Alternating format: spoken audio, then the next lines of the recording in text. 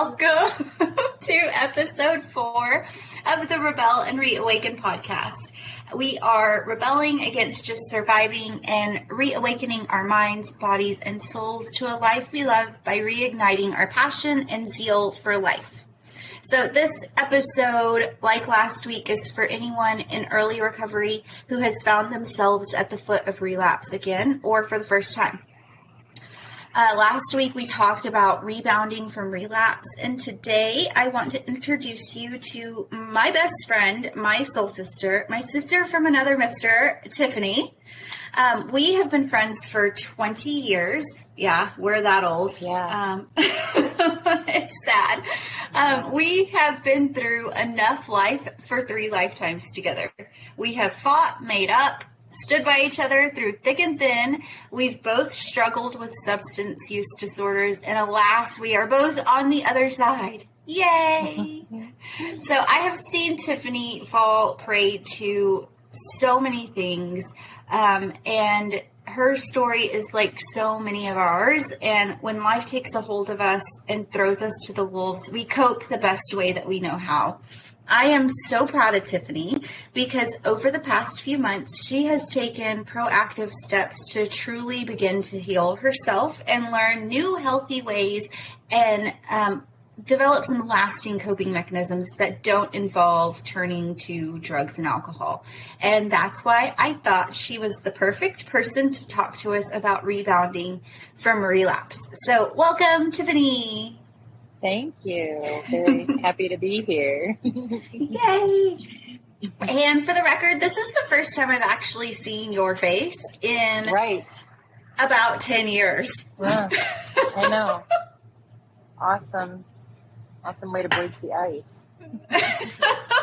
She always hides behind, like, she won't turn on her camera, or she'll just, like, call me with the audio.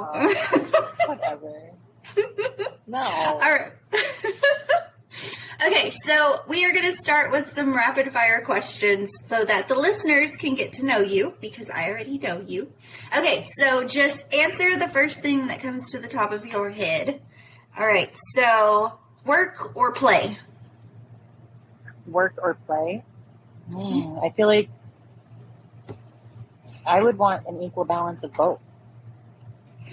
Cheater. I'm just saying. Okay, money or happiness? Definitely happiness. Yes. Summer or winter? Oh, yeah. See, I'm from Michigan, so definitely winter. Yep. Okay, morning or evening?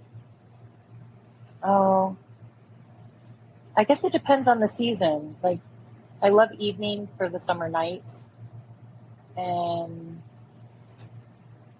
but I love morning, like in the fall time. Yeah. Yep. I remember us drinking coffee in the mornings in the fall. Best. That was always the best. Oh, always the best. Okay, beach or lake? Oh, definitely the lake. The lake. Yeah, like Lake Michigan. Yeah. We were Well, in that's Chicago. almost. We were on Lake Michigan. That's a I know, beach but too, though. I know it's almost an ocean. It's so freaking huge. Yeah, it is pretty big. So I guess beach lake.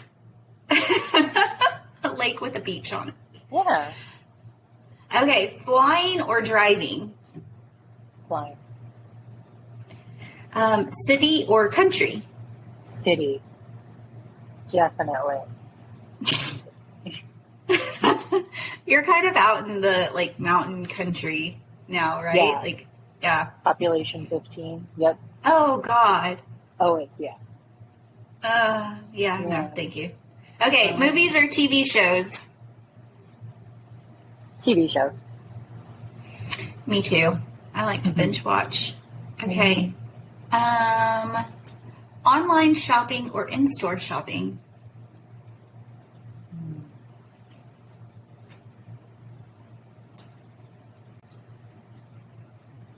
I don't know. I like doing both. Sometimes it gets hot in store, so I guess online. Yes. Okay, last one. And I know the answer already. It was the first thing we talked about when we got on the phone. Apple or Android? Oh, duh. Apple. Of course, Apple. She gives me crap all the time for having an Android phone. You give it back because she used to, just so you know, everybody who's listening, she used to have an Apple and would upgrade to an Apple all the time. I've crossed over. Okay, so let's hop in. Tell us a little bit about your journey to sobriety. So, like, when did you first start using, using drugs or alcohol as a coping mechanism versus, like, just having fun with it? And when did you know you had a problem, and why did you stop? That's a lot, so if you forget something, I'll just remind you. Yeah, when do you want me to, like, go all the way back to, like, the first time I moved to Lubbock, or...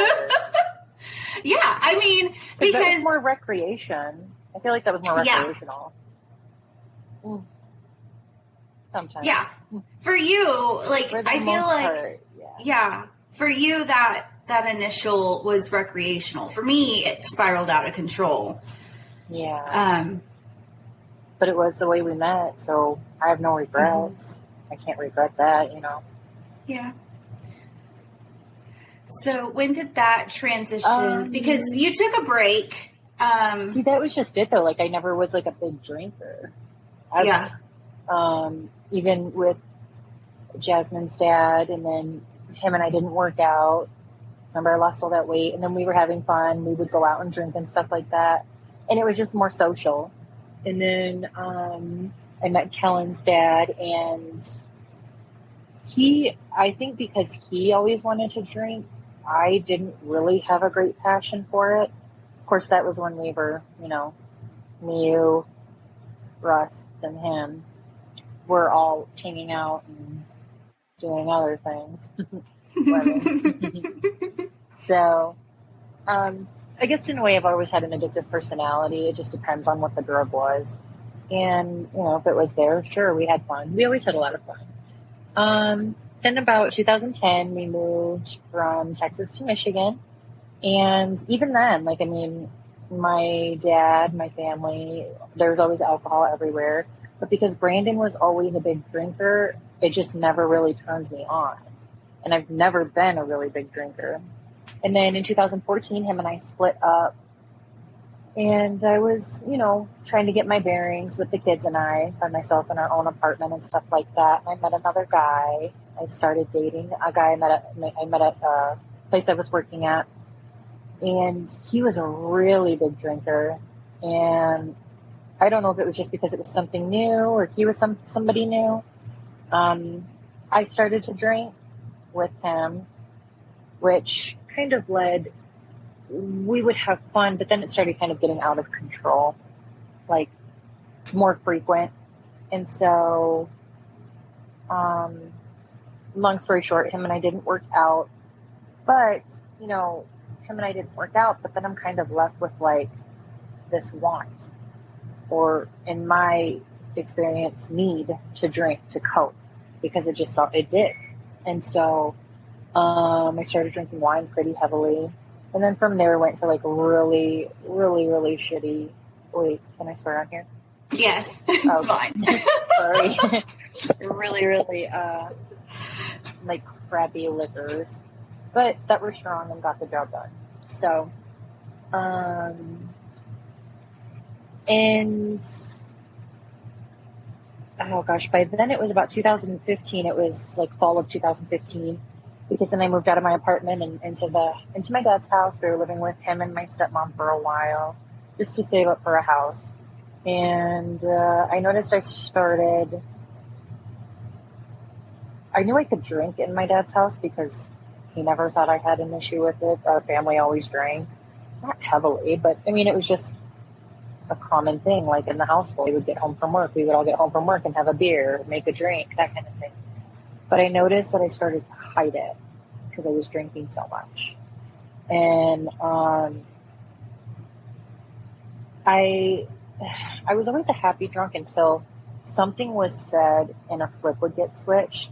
So I don't remember it, but I just knew something bad had happened the night before. My dad and I had gotten into a fight.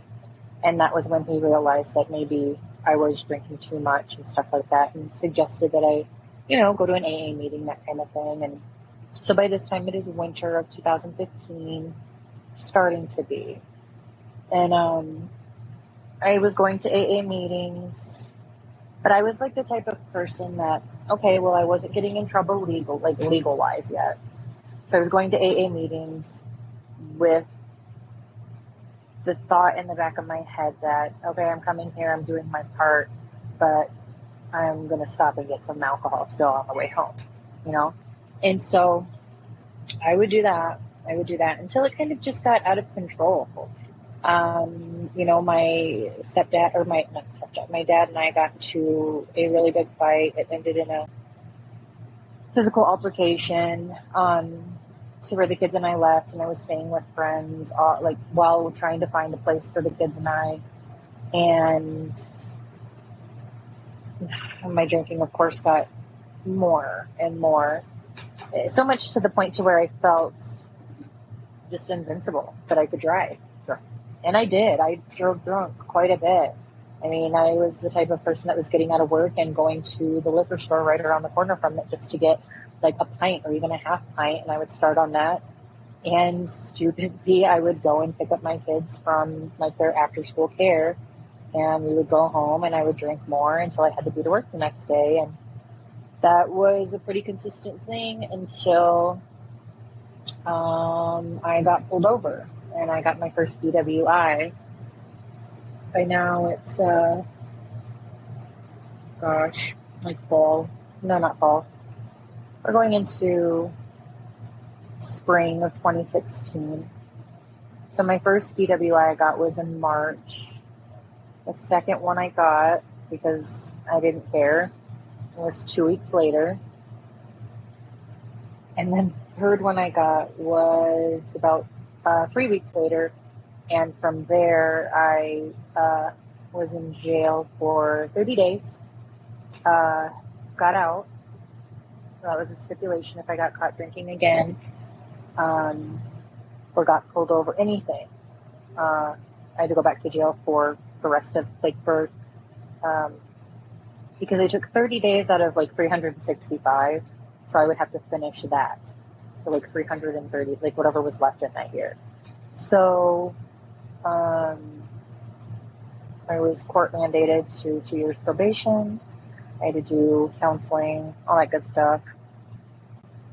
And something I'm learning as I'm going through recovery again, and I feel like a lot of people do this, is I think everybody will get in trouble with the law once, go through it because they're having to go through it, but not really take it seriously. And I didn't. I would still drink, but I wouldn't drink as much as I would. By now the kids are living with their dads. And so I was staying with an old coworker of mine, and, wine was always there. Parties were always happening. So I was still drinking quite a bit, but not nearly as much as I was. And then I finished everything, and then I was doing really good for a while because I was working. I got a better job, and I was just consistently busy working 24/7 all the time. And then where I was working at, it was a salon. It ended up going out of business. So that kind of really put me back into thinking I needed alcohol to cope with that kind of stuff.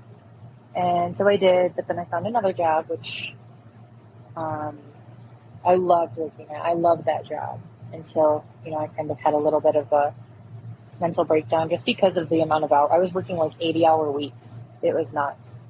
And I worked there for a while, and I got to a point to where I was disciplined enough to where I would only drink if it was my day off. I wasn't drinking at night, that kind of before I had to be to work and stuff, because I was taking care of people and sweating my ass off all the time. So I didn't want to be doing that and hungover, you know what I mean? So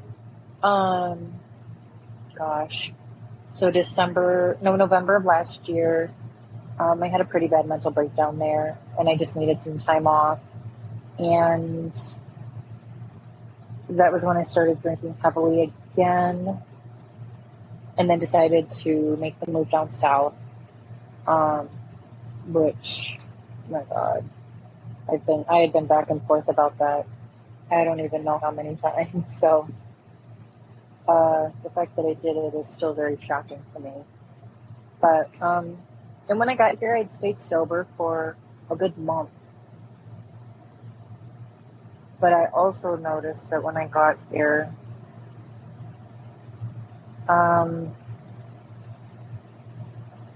it just sucks being 38 and having to live with your mom.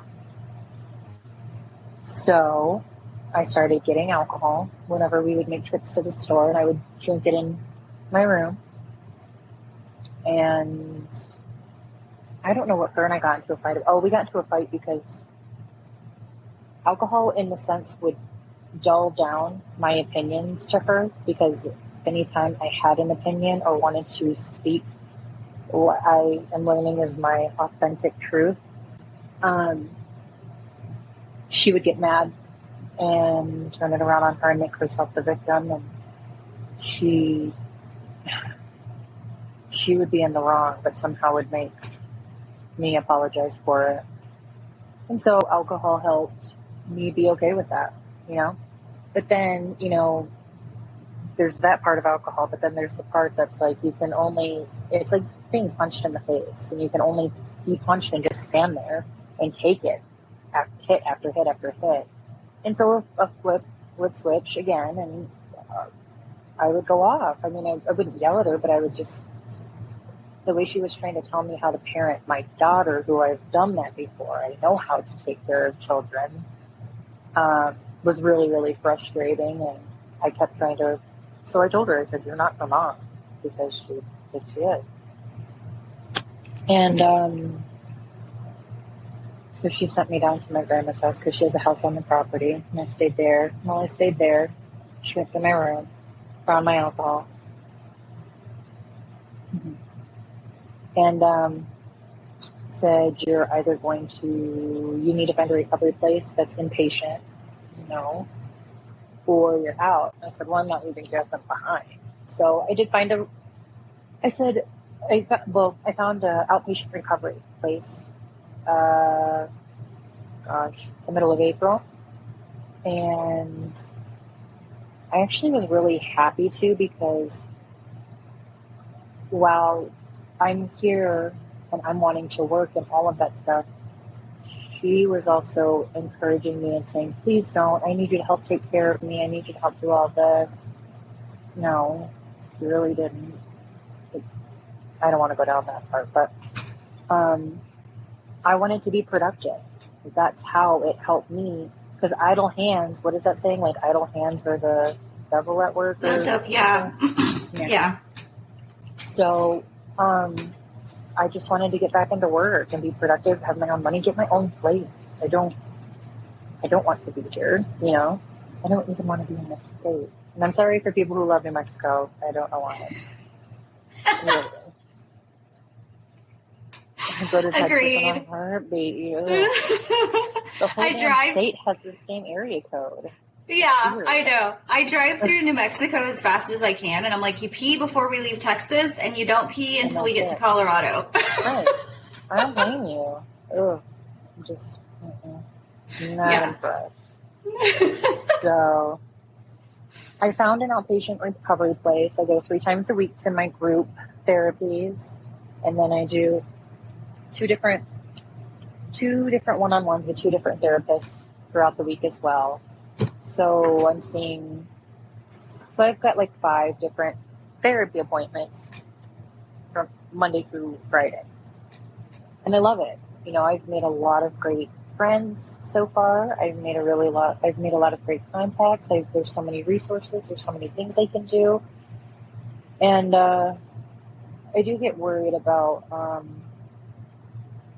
when it's over. But right now I'm just I have to focus on, just taking it one day at a time. So, yeah. Yep. I'm so proud of you. As you were saying different parts of that, I was like, yep, remember that. Yep, remember that. And I remember calling you. When my lawyer told me that I was probably going to do jail time after my second DWI, and you were just crying. Yep. That's that. Yeah. was bad. It was hard for me because I was so far away. Like, I couldn't help.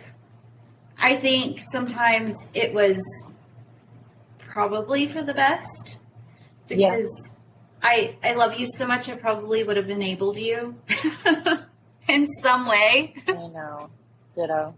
Yeah. So it's probably for the best, but it was so hard. It was so hard to watch from a distance. It's hard for all of my friends who are still like suffering. It's hard for me to sit back and watch, but I'm so happy you're on this side. It makes me so happy. Too. Yeah. Today, well, in like an hour, I will be 65 days sober. Woohoo! I know. Yes. That's so exciting. It is. It's huge. It's like, don't stop celebrating like the wins because it's a huge deal. It is. So that kind of leads me into my next question, and I'll tie it in when you answer. But so you explained in your story where you relapsed initially after you got out of jail, you just started drinking again. And it's been pretty much one long relapse until now, aside from when you got to New Mexico. So the question is, how many times have you relapsed in the past? I mean, I guess I just relapsed the one time because I could socially drink. I wasn't drinking to get drunk. I could have a drink with some friends and be okay. When I started drinking heavily again was when everything kind of went bad at the nursing home I was working with. So this past November, that's when I started drinking heavily again because I wasn't doing anything. I was just waiting to hear back if, I was going to be able to come back. Of course, the HR person that they had there wasn't good. So technically, I could have come back because it was like a whole mental health reason, which I didn't find out about any of that until after we moved here. So, so I guess initially the relapse was right after, I got out of jail. And not to make excuses, I wasn't drinking heavily. It was just birthdays, going out with girlfriends or anything like that. It didn't get super heavy to where I was codependent on it for depression or just to cope until this past November. Yeah. That's how I always remember you. It was like you'd have a drink or two when we went out, like for special occasions or if we were watching the football game. But it wasn't it wasn't ever like out of control, balls to the wall, like overpowering your life. So when you called me and told me that you had gotten a DWI and then another one, I was like, what's happening? Like, when did this switch flip? Because she's never had a problem with booze. So it was hard for me to wrap my head around it. As someone, I was like, I know this girl like the back of my hand. And like, what is happening that I missed this? Like, I missed the signs. Much. Yeah. Because it went from,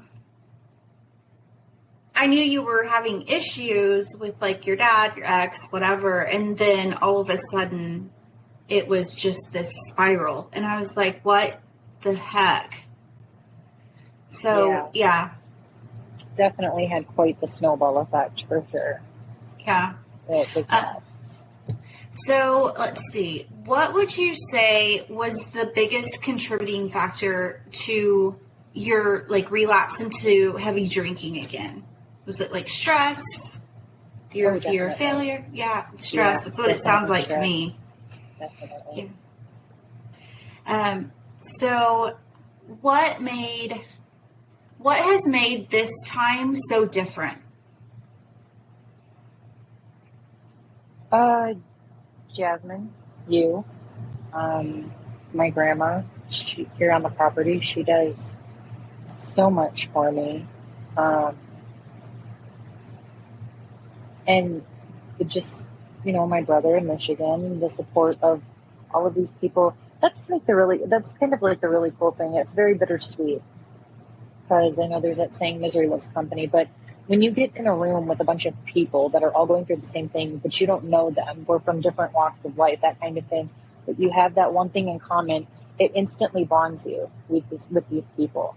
And so you can talk to them as if you've known them your entire life. They can, we can call each other or text each other any hour and of the day or night, whatever, and it's okay, because we know that feeling of being triggered, and the last thing we want is that trigger to evolve into a craving, and then all of a sudden we're looking, and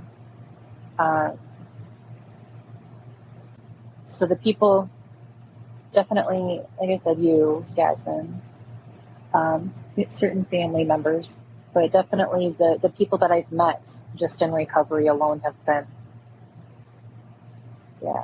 really great.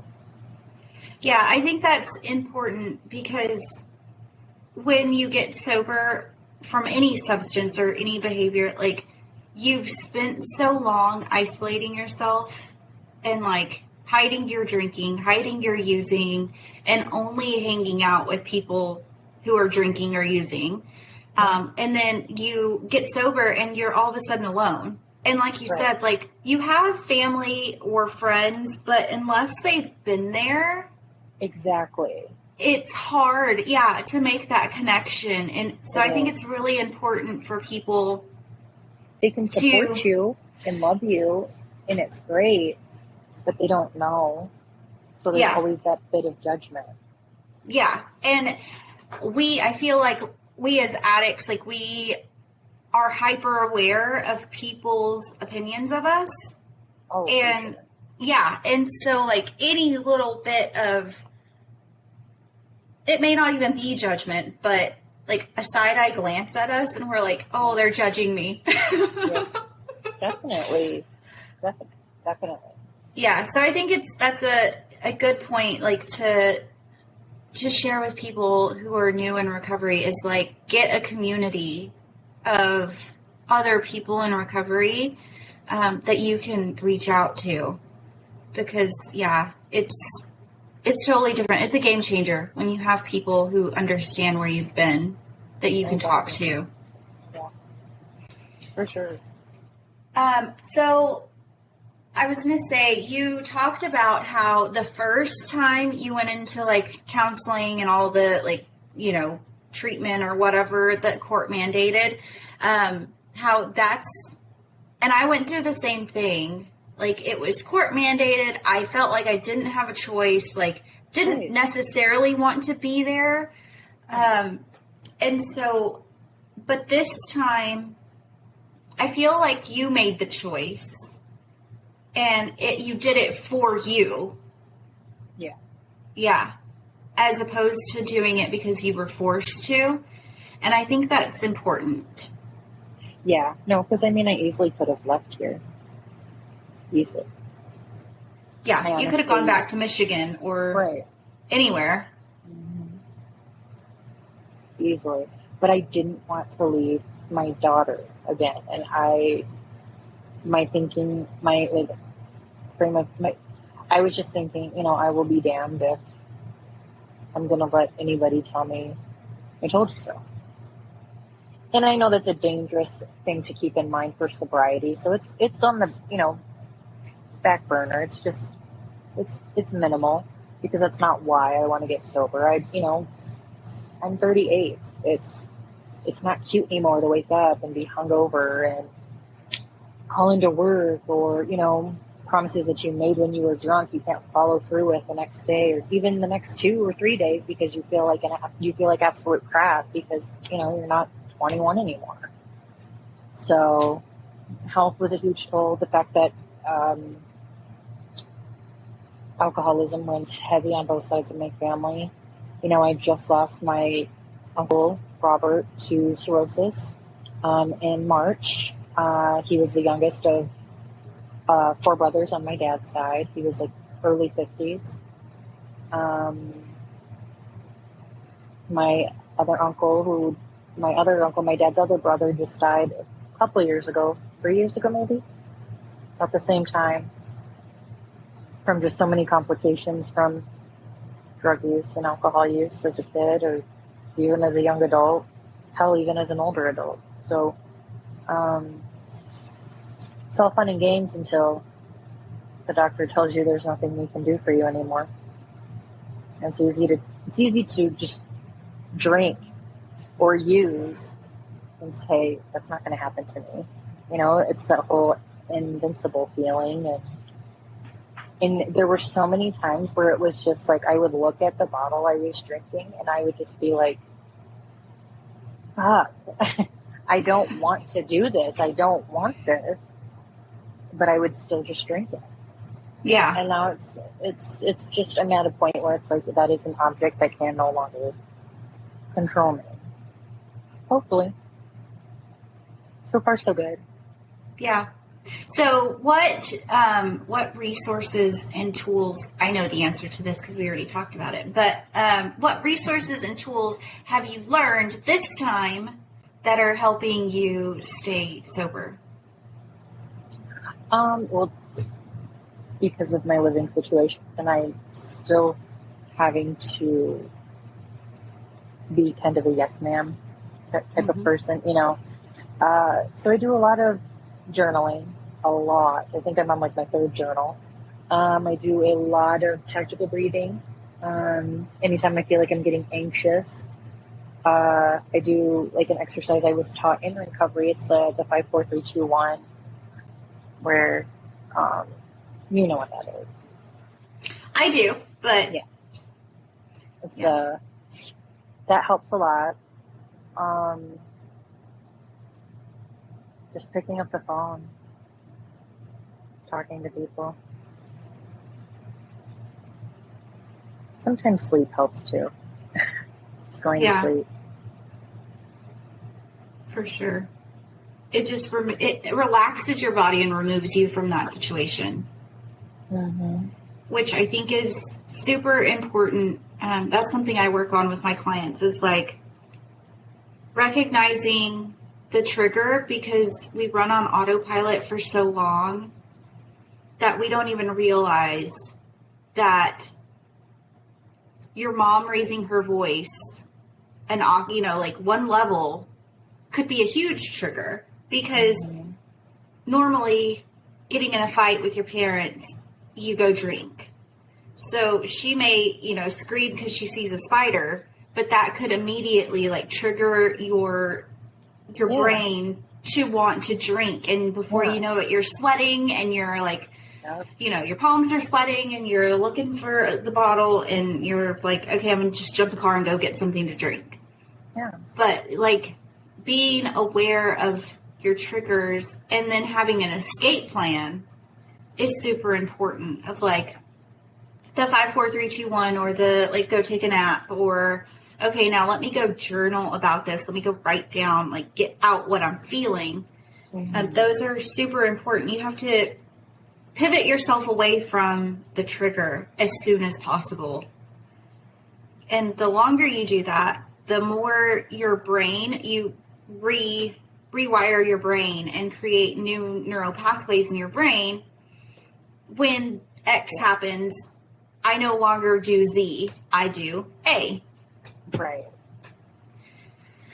So yeah, I'm so proud of you. I keep saying that, but I am. Well, thank you. I'm a little proud too. Yeah, well, you should be. Yeah. What mindset shifts have you had that are keeping you motivated to stay sober this time? We've touched on a few, but mindset.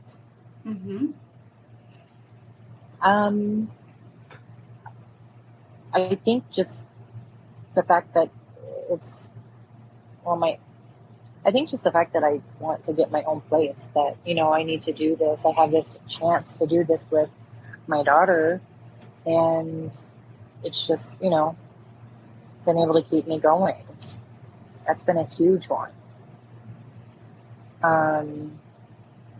Because I know when you were in Michigan, there were times when you were really hopeless about that. Like, Oh, there big were a time. few times when you were like, well, I'm never going to get my kids back.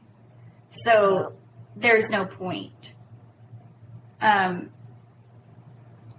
so to hear you talk about, like, starting a new life with Jasmine and, like, being there for her is huge. That's a huge mindset shift that I've seen. And it gives me hope, because I think that's what people need in early recovery is hope for the future. Mm-hmm. You've got to get out of that, like, gloom and doom mindset and start making plans. Right. I agree. All right. Let's see. How are you dealing with stressors now? So I know you're still living with your mom. Old dogs don't learn new tricks, so I'm sure she's still her lovely. You know. I know your mom. I love your mom, but she's not my mom, so.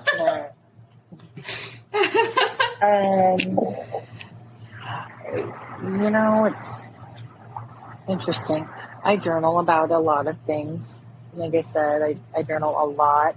I know I can go down to my grandma's anytime. I know I can vent to my daughter. I don't like to, though, because I don't want to be that type of parent that brings all of their problems to their kids.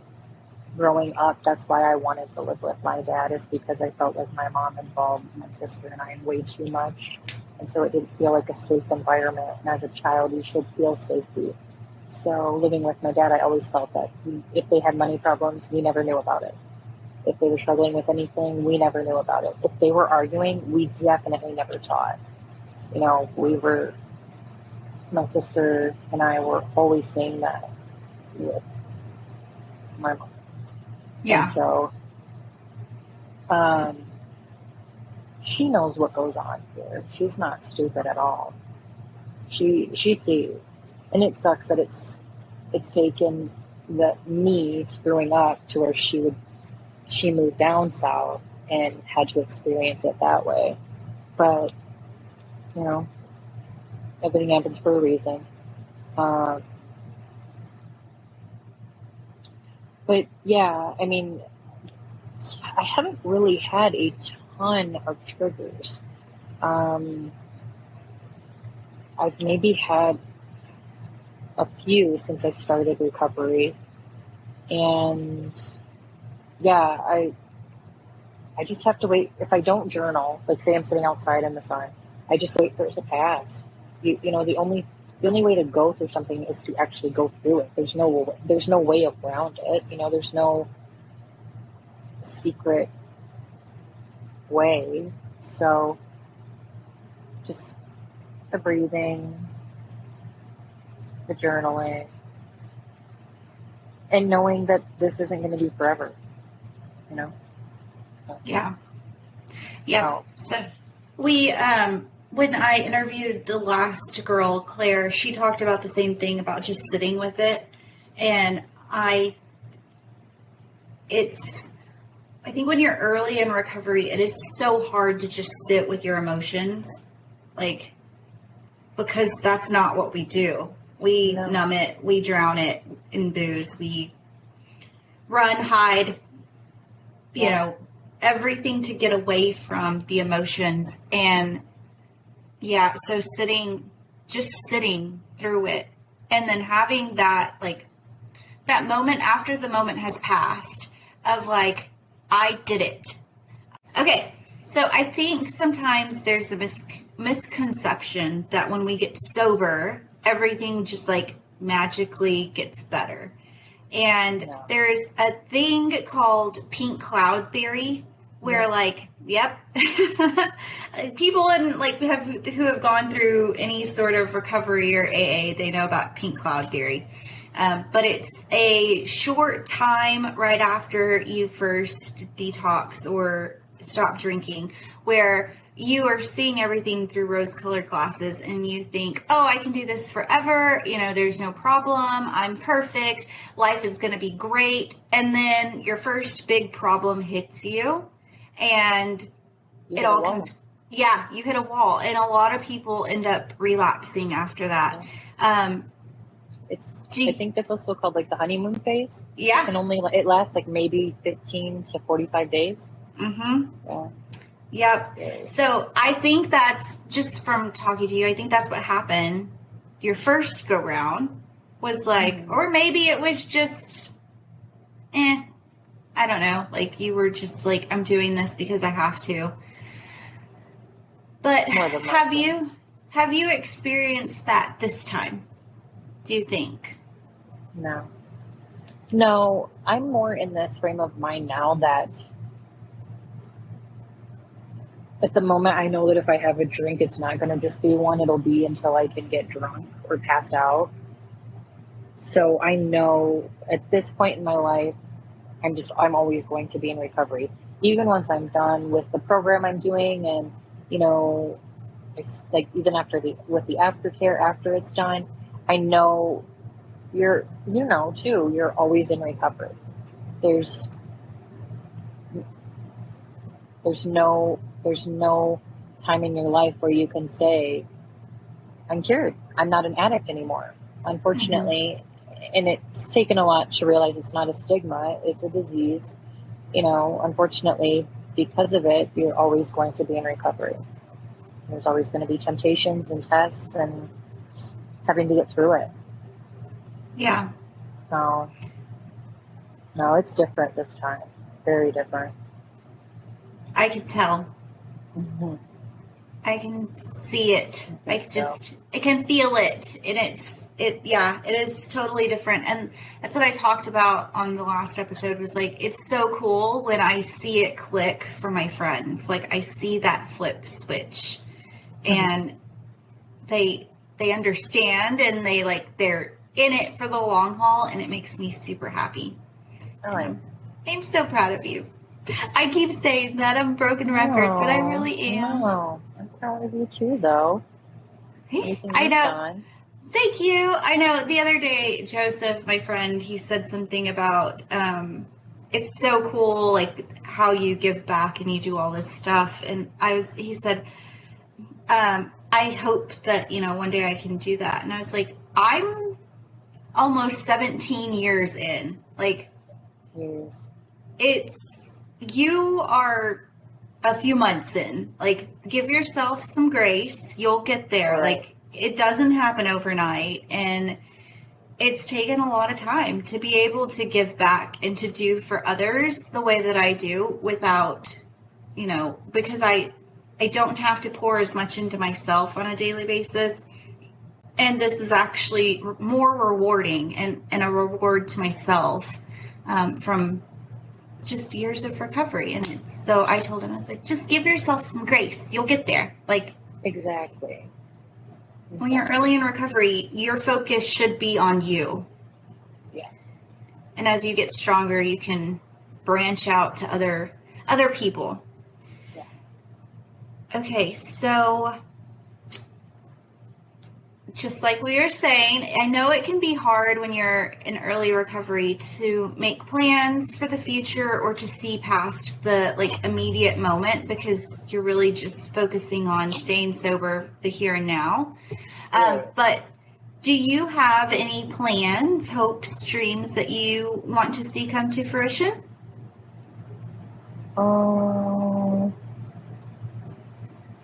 I mean, just the regular hopes and plans, I guess, for the future would be my own place, good job.